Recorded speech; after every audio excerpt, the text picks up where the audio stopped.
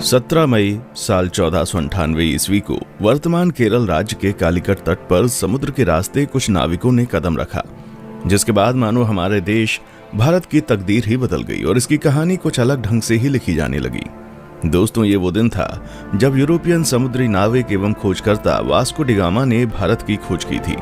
अब बहुत से लोग सोच रहे होंगे कि भारत का इतिहास तो हजारों साल पुराना है। सदियों से यहाँ पर जनपद, मौर्य साम्राज्य, गुप्ता साम्राज्य और दिल्ली सल्तनत के आदि राजाओं ने यहाँ पर राज किया था।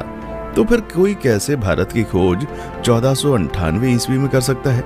तो दोस्तों, आपको बता दें, भारत में सदियों से जितने भी आक्रमणकारी जैसे सिकंदर, मंगोल आदि आते थे, तो वह हमेशा भारत को पश्चिमी एशिया से जोड़ने वाले मशहूर रास्ते खैबर दर्रा से होकर आते थे।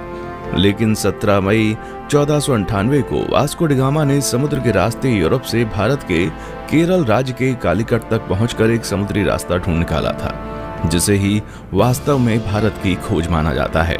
दोस्तों, आपको बता दें, उस समय भारत अपने कृषि उत्पादों के लिए बहुत ही ज्यादा मशहूर हुआ करता था। विशेषकर मसालों जैसे कि काली मिर्च, इलायची, दालचीनी आदि के लिए बहुत प्रसिद्ध था, जिस कारण उस समय भारत के साथ व्यापार करने के लिए यूरोप तथा अरब के देशों के बीच होड़ लगी रहती थी। लेकिन उस वक्त एशिया के प्रमुख देशों जैसे भारत, चीन, म्यांमार आदि के साथ व्यापार केवल स्थलीय मार्ग से ही होता था, जिसे सिर्फ मुस्लिम शासक एवं व्यापारी ही इस्तेमाल किया करते थे और मुस्लिम शासक उस मार्ग से यूरोपियों को व्यापार नहीं करने देते थे। लेकिन जब यूरोपीय लोग भारत में आने के बारे में और यहाँ की दौलत के बारे में सुनते थे, तो वे भारत पहुँचने के लिए और भी उत्सुक हो जाते थे। इसलिए व्यापार मार्ग की समस्या को खत्म करने के लिए कई यूरोपीय देशों ने यूरोप और भारत के मध्य एक समुद्री मार्ग खोजने का प्रयत्न शुरू कर दिया। मगर कई सालों के प्रयासों के बाद भी कोई सफल नहीं हो सका, क्योंकि उस समय यूरोप में समुद्र को लेकर तरह तरह की अफवाहें उड़ती रहती थी। जैसे कि कई लोगों का मानना था, अगर समुद्र में नाव को बहुत दूर तक ले गए तो नाव समुद्र के अंतिम छोर पर जाकर गिर जाएगी। इसलिए कुछ नाविक समुद्र में बहुत लंबा सफर नहीं करते थे। लेकिन फिर 1960 के दशक में पुर्तगाल के शहर सीन्स में जन्मे वास्को डी गामा ने भारत का समुद्री मार्ग ढूंढकर यूरोप के सामने व्यापार का एक नया दौर शुरू कर दिया और हमेशा के लिए इतिहास के पन्नों में अपना नाम दर्ज करा लिया। कैसे शुरू हुआ था भारत को खोजने का सफर? दोस्तों, वास्को डी गामा का जन्म 1960 के दशक के आसपास ही पुर्तगाल के सिंस में हुआ था। उनके पिता एस्टेवा भी एक अच्छे नाविक एवं समुद्री खोजकर्ता थे। वास्को डी गामा का सारा बचपन अपने पिता के साथ एक नाविक और यात्रा के माहौल में बीता था। फिर सन 1480 में वास्को डी गामा ने अपने पिता का अनुसरण करते हुए पुर्तगाली नौसेना में वो शामिल हुए। यहीं पर उन्होंने नौचालन का एक एडवांस तरीका और लंबी समुद्री यात्रा करना सीखा।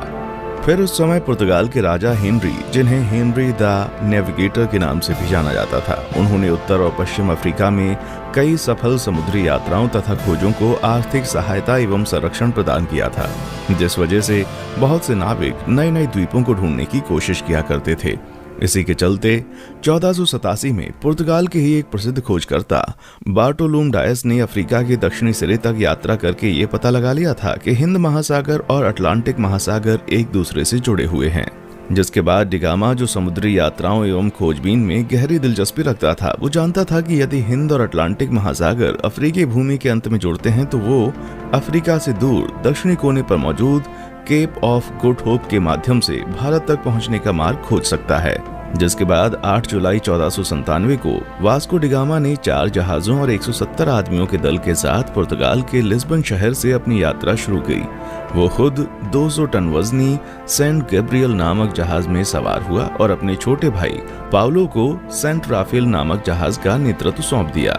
फिर कुछ दिनों के बाद उनका जहाजी बेड़ा इस समय के मोरक्को देश के निकट स्थित कैनरी द्वीप से गुजरते हुए केप वर्दे द्वीप समूह पहुंचा और वहीं 3 अगस्त तक रुका रहा। आपको बता दें, वे लोग जहाज पर अपने साथ पत्थरों के स्तंभ लेकर आया करते थे, जिसे वे लोग अपने मार्ग को चिन्हित करने के लिए विभिन्न महत्वपूर्ण पड़ावों पर स्थापित कर दिया करते थे, जिससे कि उन्हें वापसी का रास्ता मालूम हो सके। वास्को डी गामा ने गिनी की खाड़ी की तेज समुद्री धाराओं से बचने के लिए अटलांटिक महासागर में एक लंबा चक्का लगाया और फिर केप ऑफ गुड होप के दौरे के लिए पूर्व की ओर एक मोड़ ले लिया। ये भारत की खोज में उनकी पहली प्रमुख सफलता थी। फिर 7 नवंबर को उनका बेड़ा आज के दक्षिण अफ्रीका में स्थित सेंट हेलेना बे में पहुंचा उस समय सेंट हेलेना बे का मौसम बहुत खराब था।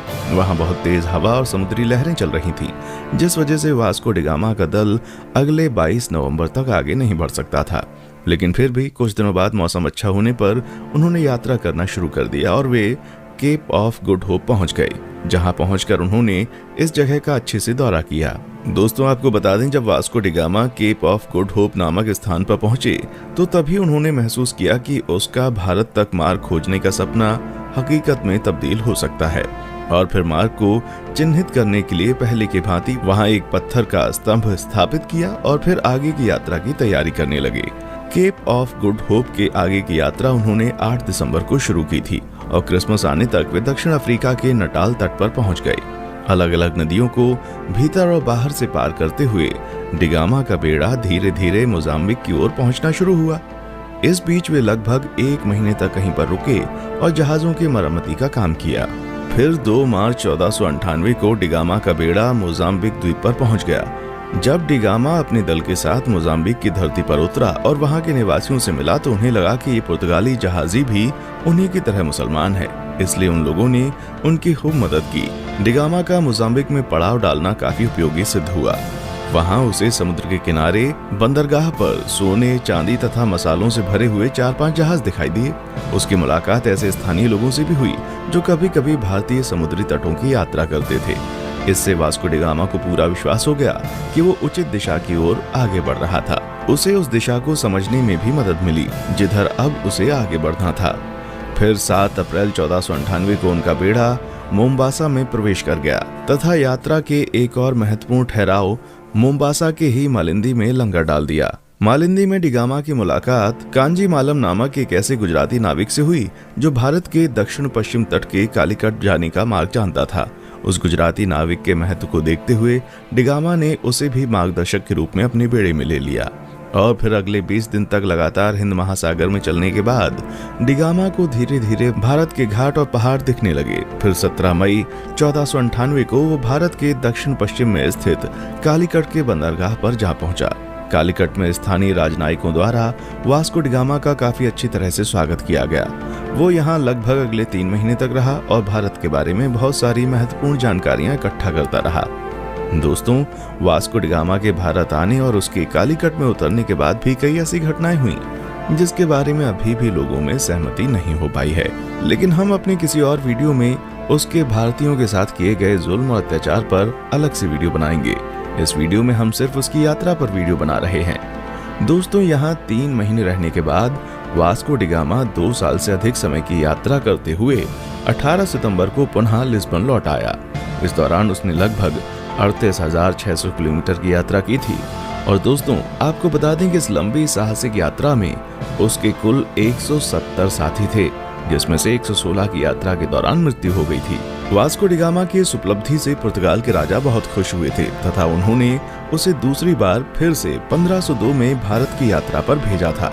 इतिहासकारों का मानना है जब डी गामा विभिन्न प्रकार के भारतीय मसालों और रेशम के साथ अपने देश पुर्तगाल लौटा तो उसने केवल मसाला बेचकर ही यात्रा पर खर्च किए गए पैसों से 4 गुना ज्यादा पैसे कमा लिए थे। दोस्तों, फिर 1524 में वास्को डी गामा की मृत्यु कालीकट में ही तब हो गई जब वो अपनी तीसरी यात्रा पर भारत आया हुआ था और कई इतिहासकारों के मुताबिक उसकी मृत्यु का कारण मलेरिया था। दोस्तों, जब डी गामा ने यूरोप और भारत के बीच का समुद्री मार्ग खोज लिया था तब डी गामा का नाम पूरे यूरोप में बहुत मशहूर हो गया था और उसकी उस साहसिक यात्रा की चर्चा सभी यूरोपीय देशों में होने लगी थी तथा धीरे धीरे अन्य देशों ने भी उसी खोजे गए रास्ते से अपने अभियान भारत भेजने शुरू कर दिए थे, जिस वजह से पुर्तगालियों के बाद डच, डेनिश, ब्रिटिश और फ्रांसीसी भी भारत आना शुरू हो गए थे। उसके बाद आगे के दशक में भारत में जो भी हुआ वो हम अच्छे से जानते हैं कि कैसे भारत इन यूरोपीय देशों की कॉलोनी बन गया। दोस्तों, आज के लिए बस इतना ही। फिर मिलते हैं एक और वीडियो में। तब तक आप हमारे चैनल को लाइक, शेयर और सब्सक्राइब जरूर करें और आप किस टॉपिक पर वीडियो चाहते हैं नीचे कमेंट सेक्शन में आकर बताएं। देखने के लिए शुक्रिया।